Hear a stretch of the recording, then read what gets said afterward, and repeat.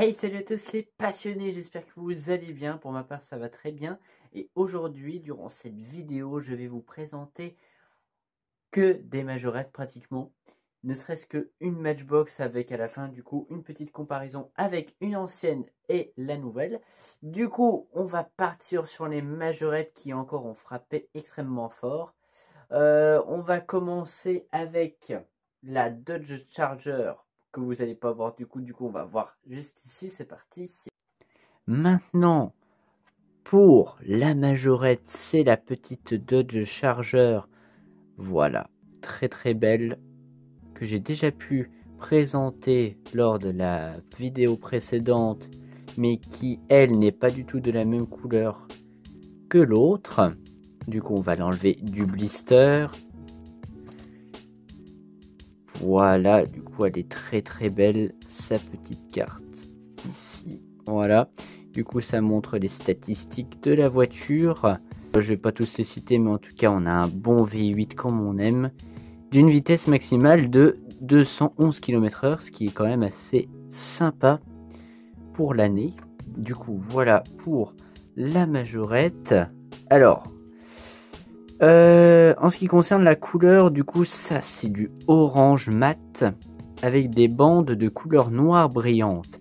Du coup, ils ont tout compris, majorette, les bandes noires brillent 10 fois plus. Du coup, ça fait un style assez particulier à la voiture. Un petit reproche, c'est que pour moi, il aurait dû avoir les bandes qui vont jusqu'au coffre à l'arrière. Du coup, c'est un peu dommage sur ce point de vue-là. Mais sinon, il n'y a pratiquement rien à dire. Comme toujours chez Majorette, des parties ouvrantes, etc. Un intérieur pas très détaillé, mais je me rends compte aussi, comme on voit à la caméra, qu'elle a des vitres aussi. Voilà. Du coup, voilà pour la petite Majorette. Ensuite, en ce qui concerne les autres Majorettes, elles sont déjà mis en exposition, du coup je vais vous les montrer à la fin de la vidéo. Maintenant on va parler de la petite Matchbox, la Ford Capri de 1970. Et oui, la revoilà. En 2023, la revoilà. Alors, elle fait référence à l'ancienne des années 70. Du coup, je ferai une petite comparaison des deux. Alors, qu'est-ce qui change déjà? Bon, c'est sûr que les roues, c'est pas les mêmes. Par contre, elle a des très jolies roues. Les phares avant sont très bien détaillés. À l'arrière, nous avons rien qui est détaillé. Il n'y a pas de tampographie, il n'y a rien du tout. Mais on peut distinguer l'emplacement d'une plaque d'immatriculation. On peut distinguer également aussi un toit ouvrant. Et il y a quelque chose qui est assez sympa, c'est qu'elle a le volant à droite. Et oui, ils ont refait comme à l'époque, Made in England, sauf que là c'est plus du tout Made in England, mais on revient avec le volant à droite. Et petite touche sympa aussi, ça se voit comme ceci, il y a un seul rétroviseur, mais cette fois-ci du côté conducteur, forcément, qui lui est du côté droit. Car oui, à l'époque, on n'était pas obligé d'avoir deux rétroviseurs. C'était un peu moins sécurisant, mais à l'époque, on avait l'habitude. Maintenant, on va passer sur la comparaison avec l'ancienne et c'est parti. Alors, voici deux modèles de Ford Capri que je voulais vous présenter en particulier, dont une que vous connaissez très bien, c'est la verte, qui est, elle, Rollamatic. Je reviens pas dessus. On va la mettre juste ici. Du coup, on va faire la comparaison des Ford Capri. Donc, du coup, c'est la même année. D'accord, 1970, c'est les mêmes années. Et on va désormais comparer. Alors, niveau taille, on va regarder ce que ça donne. Niveau taille, la Ford Capri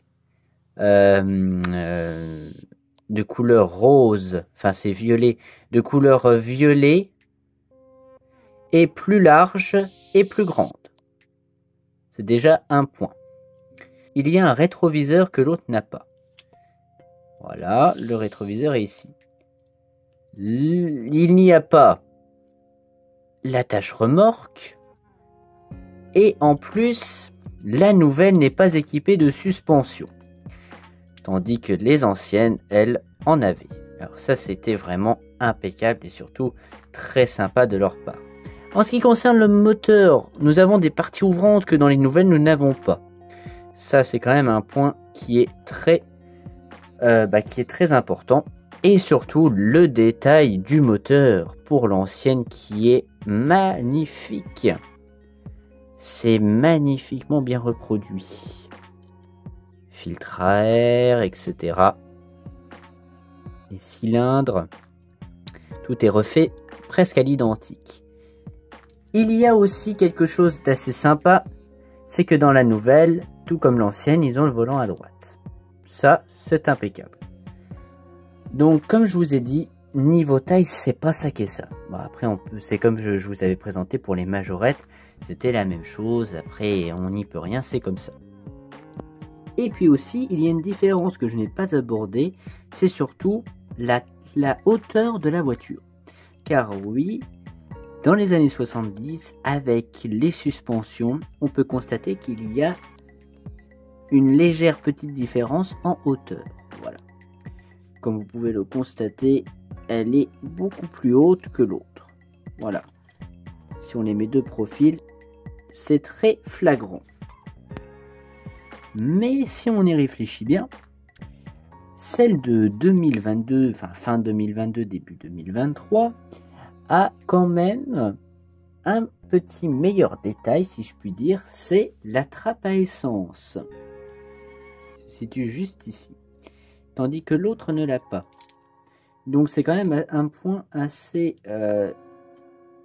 troublant, si je puis dire. Et la ligne de la 2022 est quand même un peu plus ressortie que celle des années 70.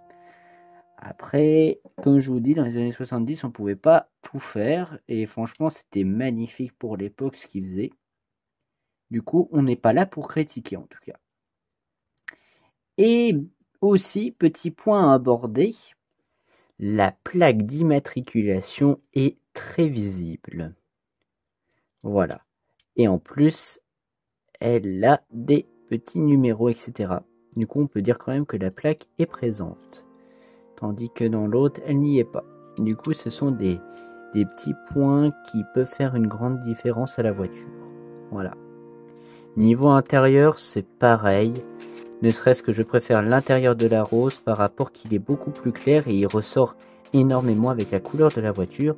Tandis que dans celui-ci, eh ben, c'est un peu triste si vous voulez. Un peu terne, noir, etc. Mais bon, après, c'est quand même super sympa qu'ils ont refait la Ford Capri. Ça, c'était quelque chose qu'il fallait absolument faire et c'est très intelligent de leur part. Je vais vous présenter désormais les petits emplacements qui ont pu être effectués. Et ainsi, le nouveau pack qui est sorti de chez Majorette, qui est le pack Gold Limited Edition. Voilà, magnifique. Dodge Charger RT, Nissan GTR Nismo, Ford Mustang GT Gold, AMG GT Black Series, et la dernière, c'est le Lamborghini Urus. Mais on va mieux le voir, pourquoi? Bah parce qu'on les a achetés à part, bien évidemment. Et là, je peux vous dire qu'il y a des beaux modèles, des beaux bijoux. On peut dire que c'est des majorettes en or. Du coup, nous avons le Audi Q4 e-tron, accompagné de la Toyota 2000 GT, du fameux Lamborghini Urus que l'on peut retrouver dans le pack, la Porsche 917 Gold, la plus belle de la collection, et puis pour finir, la Dodge Charger, encore une fois RT, qui est également dans le pack. Et bien du coup, voilà, c'est la fin de cette vidéo en tout cas. J'espère qu'elle vous aura plu. N'hésitez pas à me le faire savoir en commentaire. N'hésitez pas aussi à vous abonner. Nous sommes bientôt aux 300 abonnés. N'hésitez pas encore à continuer. On est à 285. Il faut vraiment atteindre ces 300 abonnés coûte que coûte.